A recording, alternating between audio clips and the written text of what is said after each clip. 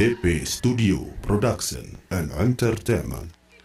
Adi boga tatangga umur 54 tahun jabatana RW. Kuntuna we hiji nu hareup.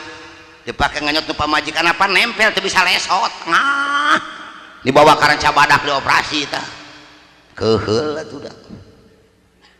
Ka mana 25% deui punten ka ibu-ibu nu hadir punten.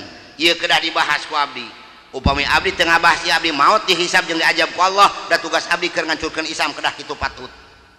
Ku alat-alat kecantikan awewe, lipen setip, wedak, hand body dan sebagainya.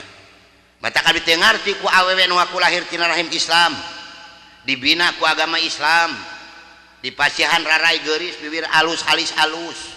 Gede saeutik biwir dibeureman pan jiga monyet. Sok cana Quran yang hadisna ka dieu mangga urang ngaji bae urang jeung abdi aya perintah